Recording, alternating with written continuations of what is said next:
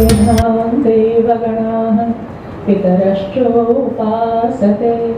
तया मामद्य मेधयाग्ने मेधाविनं कुरु। आज के इस कार्यक्रम में मंच पर उपस्थित आदरणीय श्री हरिवंश जी, राज्यसभा के उपसभापति,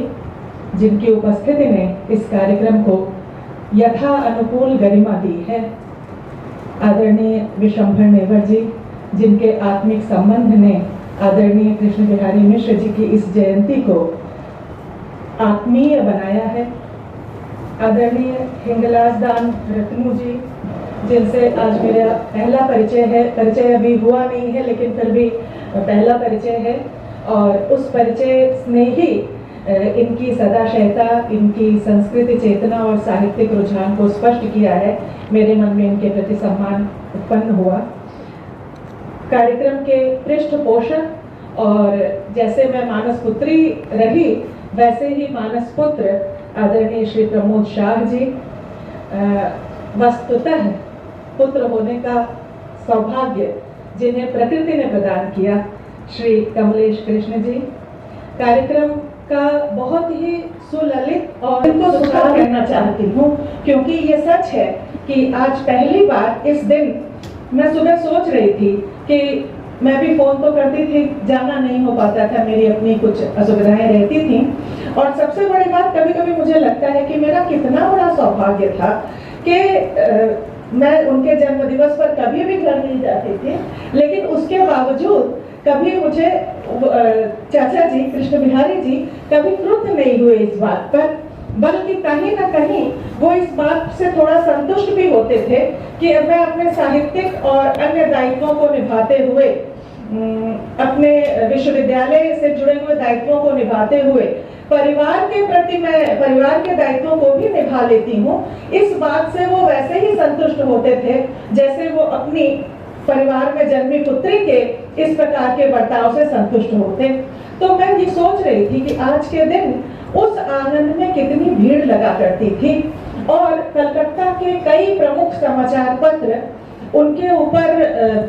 आलेख प्रकाशित करते थे, और कलकत्ता महानगर का एक बड़ा समुदाय, साहित्यिक और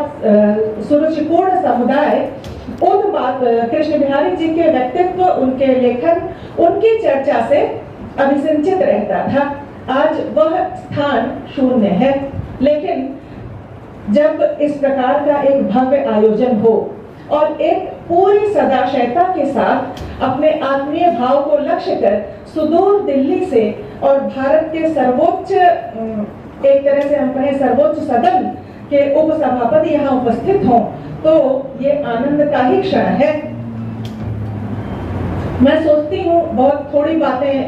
कह सकूंगी, कुछ ही बातें आज आपके सामने रखूंगी कि आदरणीय कृष्ण बिहारी जी के विषय में अगर सोचें कि उनके लेखन का, उनका जो मूल रूप था, तो उन्होंने भारतीय विचार परंपरा में वह जो हिस्सा था जिसे हम संत परंपरा कहते हैं, संत और मनीषी परंपरा से अपने आप को जोड़ा था। विचार के अनेक प्रकार के प्रवाह भारतीय वाङ्मय में उभरते रहे, दबते रहे, चलते रहे, कभी बहुत प्रमुख हुए, और उनसे लगातार संपर्कित होते हुए भी कृष्ण बिहारी जी ने स्वयं को उस संत परंपरा से जोड़ा, जो संत परंपरा इस बात को स्वीकार करती है कि साहित्यकार के लिए अक्षर ज्ञान, विदग्ध वाणी का होना जितना आवश्यक है, उतना ही आवश्यक है उसे स्वयं धवल चरित्र का होना भी। हम एक ऐसे समय में जी रहे हैं जिस समय के आडंबरपूर्ण रवैये को देखकर, जिस समय के बाहरी चाकचक्य और आडंबर को देखकर कृष्ण बिहारी जी व्यथित होते थे, लेकिन हम तो उसी समय में जी रहे हैं, उन्हें भी उस समय में लंबे समय तक जीवन यापन करना हुआ, और ऐसा लगता है कि उन्होंने निरंतर इस बात का प्रयास किया, इस बात पर लगातार ध्यान रखा कि भारतीय परंपरा जो ये स्वीकार करती है कि अक्षर ब्रह्म है, और अक्षर इसलिए ब्रह्म होता है जब वह भीतर अंतरात्मा की उसी सच्चाई के पोषण के साथ निकलता है, व्यक्त होता है। इसीलिए कृष्ण बिहारी मिश्र जी की का जो लेखन है वह उसी विदग्ध वाणी और धवल चरित्र से उत्पन्न मूल्य बोध को लेकर रचा गया एक सोचो तो उन्होंने निरंतर इस बात का ध्यान रखा, कलकत्ता का जो साहित्यिक समुदाय था, समाज था, जो बौद्धिक वर्ग था, और सिर्फ साहित्यिक और बौद्धिक ही नहीं बल्कि जिसे हम साहित्य की समझ वाला पाठक समुदाय कहें, जो संस्कृति सचेत था, साहित्य लिखे या ना लिखे ये बात महत्वपूर्ण नहीं थी, उस सारे समुदाय को उनके आंगन में पूरी खुली हुई जगह मिलती थी, उनके अपनेपन का पूरा विश्वास और आश्वासन मिलता था। लेकिन बहुत जल्दी और बड़े गहरे मर्म के साथ वो पहचान लेते थे व्यक्ति को कि किसके भीतर भारतीयता से भी अधिक, भारतीयता कहने की अपेक्षा में उसे ग्रामीण मनुष्य की पहचान, मनुष्यता, किसके भीतर की मनुष्यता जीवित है और किसने अपने भीतर की मनुष्यता को कुछ आडंबर, कुछ चाकचिक्य और उससे भी अधिक छोटे स्वार्थों को खेलना चाहती हूँ। क्योंकि ये सच है कि आज पहली बार इस दिन मैं सुबह सोच रही थी कि मैं भी फोन तो करती थी, जाना नहीं हो पाता था, मेरी अपनी कुछ असुविधाएं रहती थी। और सबसे बड़ी बात, कभी कभी मुझे लगता है कि मेरा कितना बड़ा सौभाग्य था कि मैं उनके जन्म दिवस पर कभी भी घर नहीं जाती थी, लेकिन उसके बावजूद कभी मुझे चाचा जी, कृष्ण बिहारी जी कभी क्रुद्ध नहीं हुए इस बात पर, बल्कि कहीं ना कहीं वो इस बात से थोड़ा संतुष्ट भी होते थे कि मैं अपने साहित्यिक और अन्य दायित्वों को निभाते हुए, अपने विश्वविद्यालय से जुड़े हुए दायित्वों को निभाते हुए परिवार के प्रति मैं परिवार के दायित्वों को भी निभा लेती हूँ। इस बात से वो वैसे ही संतुष्ट होते थे जैसे वो अपनी परिवार में जन्मी पुत्री के इस प्रकार के बर्ताव से संतुष्ट होते। तो मैं ये सोच रही थी कि आज के दिन उस आंगन में कितनी भीड़ लगा करती थी और कलकत्ता के कई प्रमुख समाचार पत्र उनके ऊपर आलेख प्रकाशित करते थे और कलकत्ता महानगर का एक बड़ा समुदाय, साहित्यिक और सुरुचिपूर्ण समुदाय उन कृष्ण बिहारी जी के व्यक्तित्व, उनके लेखन, उनकी चर्चा से अभिसिंचित रहता था।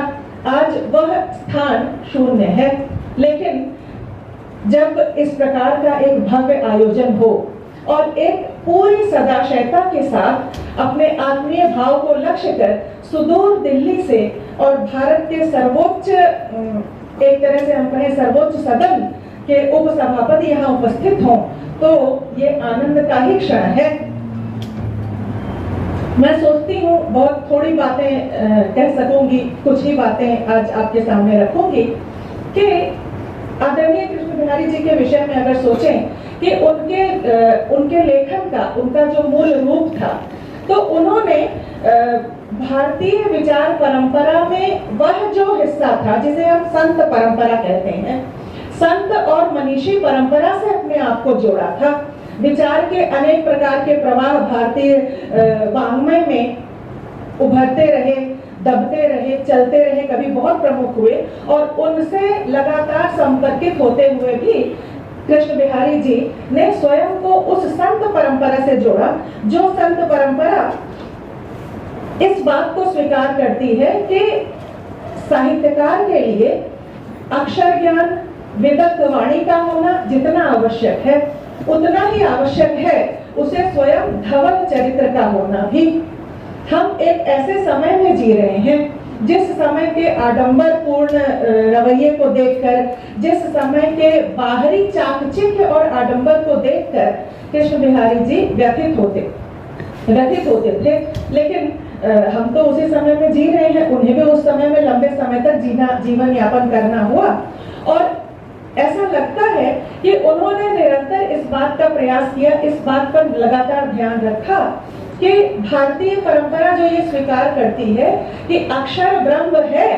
और अक्षर इसलिए ब्रह्म होता है जब वह भीतर अंतरात्मा की उसी सच्चाई के पोषण के साथ निकलता है, व्यक्त होता है। इसीलिए कृष्ण बिहारी मिश्र जी का जो लेखन है वह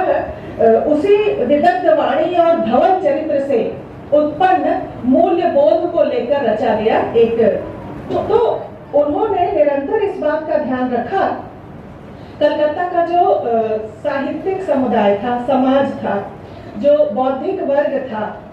और सिर्फ साहित्यिक और बौद्धिक ही नहीं बल्कि जिसे हम साहित्य की समझ वाला पाठक समुदाय कहें, जो संस्कृति सचेत था, साहित्य लिखे या ना लिखे ये बात महत्वपूर्ण नहीं थी, उस सारे समुदाय को उनके आंगन में पूरी खुली हुई जगह मिलती थी, उनके अपनेपन का पूरा विश्वास और आश्वासन मिलता था। लेकिन बहुत जल्दी और बड़े गहरे मर्म के साथ वो पहचान लेते थे व्यक्ति को कि किसके भीतर भारतीयता से भी अधिक, भारतीयता कहने की अपेक्षा में उसे ग्रामीण मनुष्य की पहचान, मनुष्यता, किसके भीतर की मनुष्यता जीवित है और किसने अपने भीतर की मनुष्यता को कुछ आडंबर, कुछ चाकचिक्य और उससे भी अधिक छोटे स्वार्थों की पूर्ति के लिए किस व्यक्ति के प्रति कौन सा मनोभाव रख रहे हैं। मैं तो कभी-कभी मैं स्वभाव से बहुत संकोची हूँ और स्वयं एक तरह से स्वयं में रहने वाला ही स्वभाव रहा है, तो कई बार मुझे लगता है कि कलकत्ता का जो समुदाय है, कलकत्ता का जो बौद्धिक समाज है, उस समाज से बहुत बार कृष्ण बिहारी जी ने मेरा परिचय कराया। और जैसे ही वो किसी व्यक्ति पर, इसलिए मैं बौद्धिक समुदाय की चर्चा इसलिए कर रही हूँ कि वो इस बात पर विश्वास करते थे कि सामान्य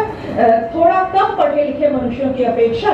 जिसे उच्च शिक्षा प्राप्त हुई है उसका दायित्व अधिक बड़ा है, इसलिए उसे ज्यादा सजग रहना चाहिए जीवन मूल्यों को संरक्षित करने के लिए, उसे ज्यादा सजग रहना चाहिए जीवन मूल्यों की प्रतिष्ठा करने के लिए। और जब वहां वो कमी देखते थे तो वो बहुत आहत हो जाते थे, वो दुखी होते थे और दुखी होकर के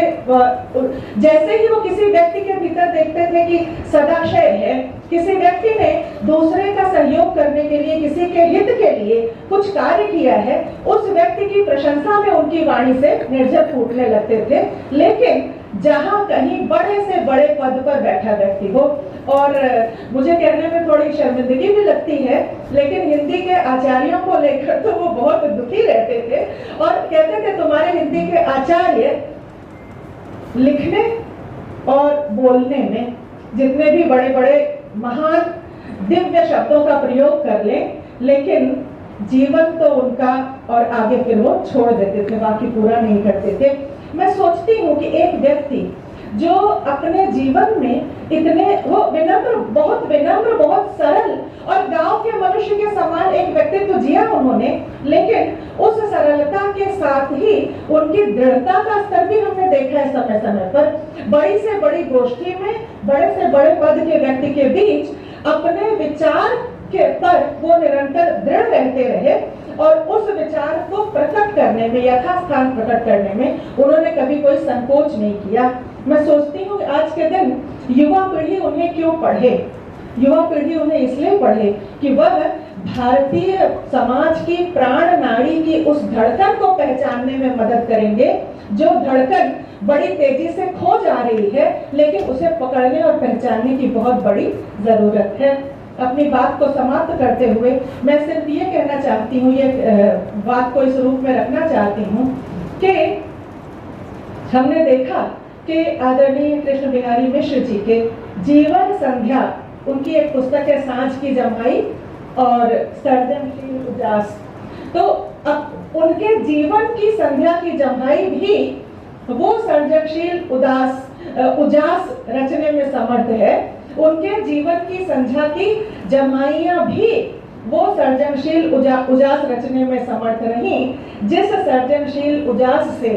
गांव में पनप रहे बेहया के बड़े से बड़े जंगल ढह सकते हैं, बहरा कर गिर सकते हैं और उनके स्थान पर लोगों के हृदय का आंगन बड़े दूर तक फैल सकता है, वहां नए मकान उठ सकते हैं। मैं अपने इन शब्दों के माध्यम से आदरणीय मिश्र जी के प्रति अपनी श्रद्धांजलि निवेदित करती हूँ और मैं ये कामना करती हूँ कि उन्होंने जिन अक्षरों की रचना की है, जिनके प्रति मेरे मन में विश्वास है कि वो वर्णमाला के अक्षर नहीं रहेंगे बल्कि अक्षर होकर जीवित रहेंगे, जिनका क्षरण कभी नहीं होगा। धन्यवाद।